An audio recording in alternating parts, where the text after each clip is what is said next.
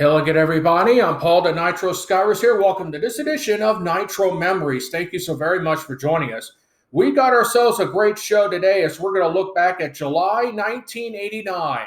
And boy, was it an exciting month in professional wrestling at that time. So let's get started with the NWA first. The Great American Bash 89 happened in Baltimore, Maryland on July 23rd. And the Great American Bash tour that also is going on at the same time. It was a pretty decent Great American Bash, as a matter of fact, and their pay-per-view was just outstanding from top to bottom. So what I'm going to do is I'm going to read the results from the 1989 The Year in Wrestling edition of Pro Wrestling Illustrated. That's right, a classic magazine that I will be looking at in the near future on my sub-series for my podcast from the Saturday Evenings with the Nitro. I call it Hot Off the Press. That this particular magazine right here will be a subject, a multiple time subject, probably sometime next year. So let's look at the results for the Great American Bash 89 in Baltimore, Maryland. By the way, it was sold out for that show. In the $50,000 purse in a two-ring King of the Hill Battle Royal, which is a two-ring Battle Royal, triple chance. The Skyscrapers, Sid Vicious and Dan Spivey, won $50,000 in the finale of the King of the Hill two-ring triple chance Battle Royal. Brian Pillman defeated Wild Bill Irwin. The Skyscrapers, who won the Battle Royal earlier in the night, defeated the Dynamic Dudes. The worst gimmick I've ever seen in my life. Jim Cornette defeated Paulie Dangerously in a tuxedo match. That was entertaining. The Steiner brothers, Rick and Scott Steiner, defeated Kevin Sullivan and Captain Mike Rotundo of the Varsity Club. Sting defeated the Great Muta by pinfall. It was a belly-to-back suplex. Both men's shoulders were down. Sting got his shoulder up, but the TV title was held up following a replay which showed that Muta's shoulder was off the mat at the count of two. That caused quite a bit of controversy. More about that in a moment. Lex Luger defeated Ricky Steamboat by disqualification, which was originally supposed to be a no disqualification match. But of course, Luger starts complaining, I want that stipulation wager. I'm out of here. That's crap. Well, that's after Luger turned on Steamboat a month earlier. In a two-ring War Games match for this year, the Road Warriors, Dr. Death Steve Williams and the Midnight Express defeated the Samoan SWAT team and the Freebirds, Gorgeous Jimmy Garvin, Michael P.S. Hayes, and Terry Bam Bam Gordy. And then in the main event, the NWA World Heavyweight title on the line, Nature Boy Ric Flair defeated Terry Funk. So that was a pretty good Great American Bash as far as I'm concerned. Now, the World TV title, from what I saw on videotape about maybe a month later, I thought Sting's shoulder was up, but apparently Muta's was up at 2 before Sting got his up. So the NWA, on television announced that the TV title is going to be held up and that there will be matches to determine a new World's Television Champion. Well, it took until September to find out a new World's Television Champion. More about that on a future episode, but Sting and Muta was going to be the hot feud of the summer over the World's TV title. Nature Boy Ric Flair and Terry Funk, unbelievable. What a brawl. Both men busted open, both men laying in the chops.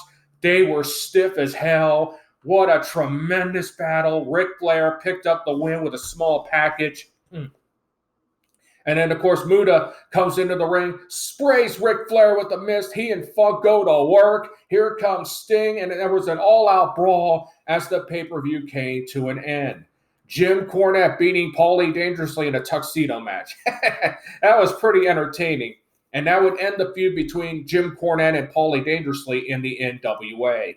And the Skyscrapers, Sid Vicious and Dan Spivey, were now the most talked about tag team in the NWA. And many people felt that they would be succeeding the Road Warriors as the top team in professional wrestling. So in essence, heading into August, Ric Flair and Terry Funk will be feuding. Lex Luger and Ricky Steamboat would still be feuding over the U.S. title.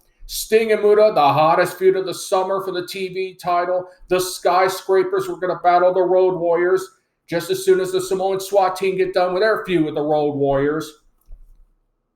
The Steiners were going to become a household name. The Freebirds were still the NWA World Tag Team Champions, but that would change down the road a little bit later on in the year. So that is where we're at with the NWA. It is red hot going into August. Moving on to the World Wrestling Federation. No Holds Barred got released in the theaters, especially here in Delaware. As I mentioned, I went to No Holds Barred on my birthday, July 1st, 1989. It was on a Friday night, I believe, at the Movies 13. If you live here in the Dover, Delaware area, it's now where Ollie's Bargain Outlet is now. That used to be Movies 13, and they had the big billboard with all the 13 movies. Now, before Batman got released, the 4th of July weekend, No Holds Barred was at the top of the marquee along with Dead Poets Society with Robin Williams and some other movies. So I went into the theater. They had 12 separate theaters. I think it was in theater 1 or 2. Went in, saw No Holds Barred. It was pretty decent. Hulk Hogan took on Demolition Axe without the face mask and all the spikes and stuff to open up the show. Hulk Hogan did okay as an actor. Joan Severance, I'll leave that up to the imagination for you people out there, for those that remember Joan Severance. Zeus, yes, he got off credible as a bad guy in the film, and that would translate on into the WWF rings at SummerSlam 89. So he came off as a credible heel. But what came off as a heel was Mr. Brell. Oh, my God. That guy could be a manager in the World Wrestling Federation and get away with it. He's like Bobby Heenan, but more viciouser and more eviler than Bobby Heenan times 10. That's Mr. Brell in No Holds Barred. And it did good at the box office. It was sold out in that movie theater that particular day, and it did very well in the state of Delaware at all the movie theaters. That is until Batman premiered, well, at least for that week. That is until Batman premiered in the movie theaters, and I went and saw Batman just for the hype, and everybody was really talking about Batman. Jack Nicholson as the Joker. I mean, it just killed the box office. It set records. No Holds Barred went down to like number 2 as the number 2 movie in the state of Delaware until like September, and then it got released on home video, which was pretty popular as a video rental at Video Outlet, Movie King, and any other video store here in the state of Delaware. It did okay in the United States wise. I think it broke even, but here in Delaware it was like the number 2 movie at the box office here in the state of Delaware. So that is my No Holds Barred story, and yes, it is out. Also, what's happening in the World Wrestling Federation? Zeus is making his presence felt. I will rip you, Hogan! I'm Zeus! Arr!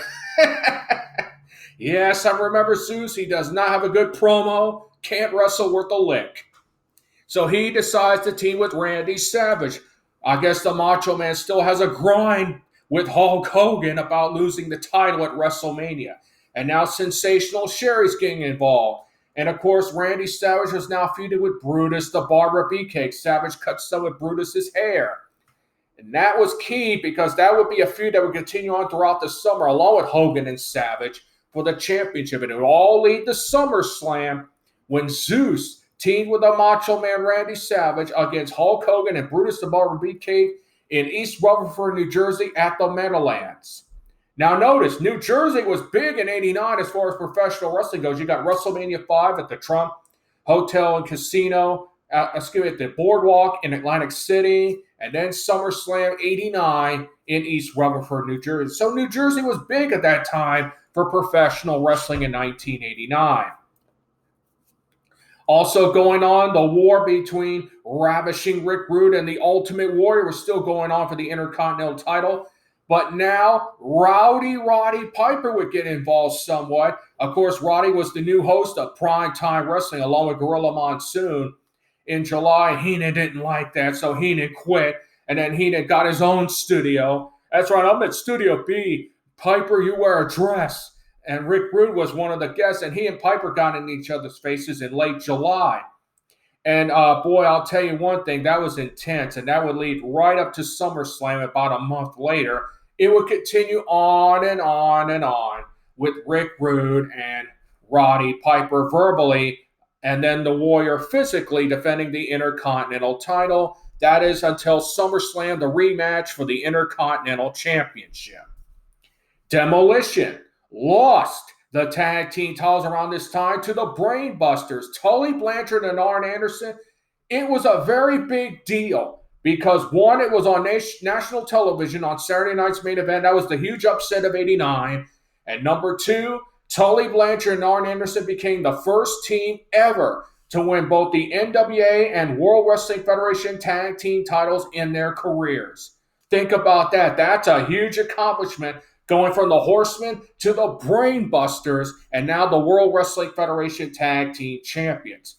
And the Brainbusters would have like a 3-month reign as champions until Demolition regained it back. But that's for down the road. Next up for them is the Hart Foundation in a non-title match at SummerSlam. Dusty Rhodes was gaining popularity and steam in the World Wrestling Federation, and now he was going to face the Honky Tonk Man at SummerSlam '89. Hacksaw Jim Duggan and Andre the Giant. Well, they sort of had an on-off again feud, and Hacksaw would team with Demolition against the Twin Towers and Andre the Giant at SummerSlam.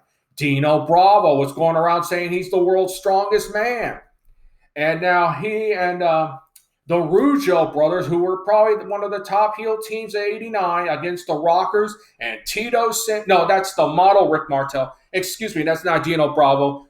A little mix-up there. Rick Martel and Tito, I'll get to that in a minute. The six-man tag was Tito Santana and the Rockers against the model Rick Martel and the Rougeau brothers. Sorry about the misdirection there. Rick Martel and Tito Santana were having a hot feud in '89. Trust me on that. They've been battling on and off for months, and now they're going to be a part of that six-man tag at SummerSlam. And Rugged Ronnie Garvin, the referee. Of course, he no longer can wrestle in the World Wrestling Federation after losing a loser must retire match against Greg the Hammer Valentine on television. Well, Ronnie Garvin did not like that, so he became a referee. I don't know why, but oh well. So that, in essence, is where the World Wrestling Federation was at in July of '89. And that, in essence, is July of '89, a very busy month as we now hit to SummerSlam and the fallout from the Great American Bash. Now, coming up, and that's going to do it for this edition, by the way, of Nitro Memories. In the next 2 months here's what's going on. Next month, we're going to look at August 1989. SummerSlam '89 happened. Of course, in the NWA, the fallout from the Great American Bash was going on in '89. A lot of stuff going on. And then in December on Nitro Memories, we'll look at September of 1989. Muta and Sting finally settled who is the world's television champion. The Clash of Champions, the famous plastic bag incident. I wonder how John Moxley got that idea. And in the World Wrestling Federation, it seems like Hulk Hogan has moved on past Zeus and giving Randy Savage his final opportunities at the world's title, while the Macho Man became the Macho King of the World Wrestling Federation. Ooh, yeah, dig it. And that's going to do it for this edition of Nitro Memories. Until next time, I am Paul the Nitro Skyver saying, so long, everybody.